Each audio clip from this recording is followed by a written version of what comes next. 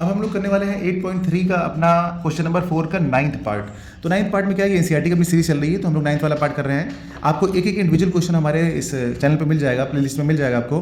किसी एक क्वेश्चन में आप जाएंगे और डिस्क्रिप्शन में देखेंगे तो आपको सारे क्वेश्चन का सोल्यूशन जो है वो इंडिविजुअल मिल जाएगा। तो जो भी क्वेश्चन आपको देखना है, जिसमें भी आपको डाउट होता है, तो आप बड़ी आसानी से देख सकते हैं।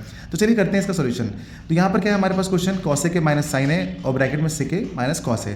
तो सबसे पहले हम क्या लिख लेते हैं, इसका LHS लेफ्ट हैंड साइड इसका लिख लेते हैं। तो यहाँ पर दिया हुआ है कॉसेक ए माइनस साइन है और दूसरे ब्रैकेट में दिया हुआ है सेक ए माइनस कॉस है, और लाना हमको 1/tan है प्लस कॉट है। देखने से लग रहा है थोड़ा सा मुश्किल काम है, लेकिन आपको कुछ ज़्यादा सोचना नहीं है। आपको बस मैंने कहा था कि अगर कोई क्वेश्चन दिया हुआ है और उसमें आपको सब में साइन कॉस है तब तो कोई बात नहीं, लेकिन अगर साइन कॉस में नहीं सब कुछ तो आपको उसको साइन कॉस में चेंज कर लेना है। देखिए यहाँ पर तो साइन दिख रहा है, यहाँ पे कॉस दिख रहा है, लेकिन ये आपका कॉसेक है और ये सेक है, तो इन दोनों को भी आप साइन कॉस में चेंज कर लीजिए।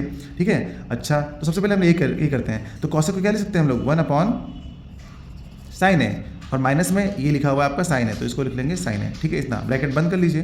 दूसरे ब्रैकेट में क्या लिखेंगे, सेक है, तो इसको लिख लेंगे 1/cos a, और माइनस में है आपका ये cos है। अच्छा ठीक है, अब क्या करेंगे हम लोग, अब हम लोग इसका कर लेते हैं क्या, एलसीएम ले लेते हैं। तो साइन है कि जब आप एलसीएम लेंगे तो यहाँ पे आ जाएगा 1 माइनस साइन स्क्वायर ए, और अपॉन में क्या आ जाएगा आपका साइन है।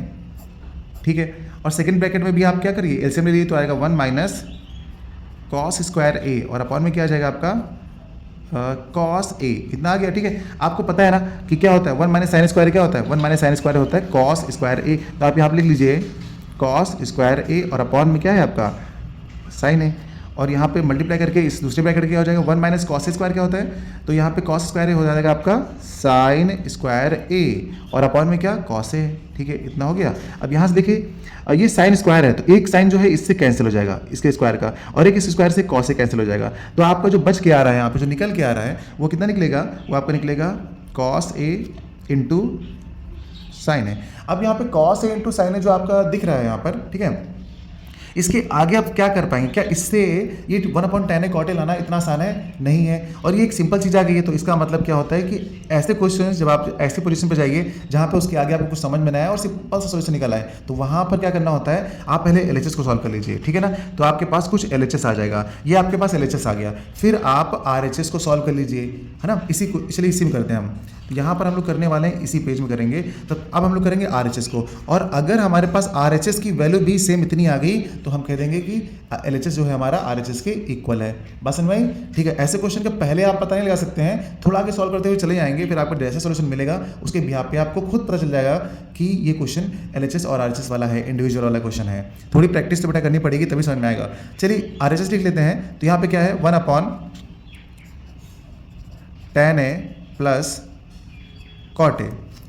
अच्छा, अब क्या करेंगे, इसको भी आप साइन कॉस में चेंज कर लीजिए। तो आप यहाँ पे क्या करेंगे 1 लिखेंगे और ये लाइन खींचेंगे, और tan को क्या लिख सकते हैं आप, tan को लिख सकते हैं sign A upon cos A, plus करिए यहाँ पे क्या लिखेंगे cos A upon sine A.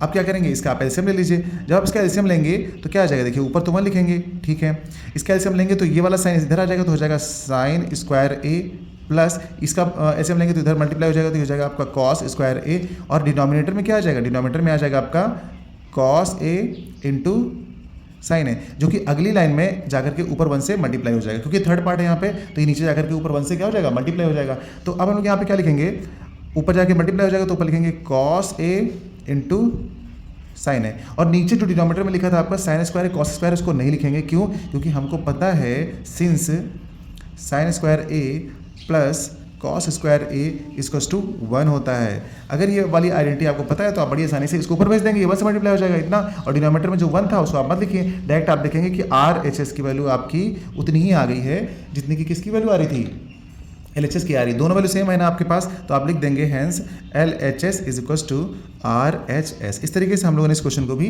Prove कर लिया है।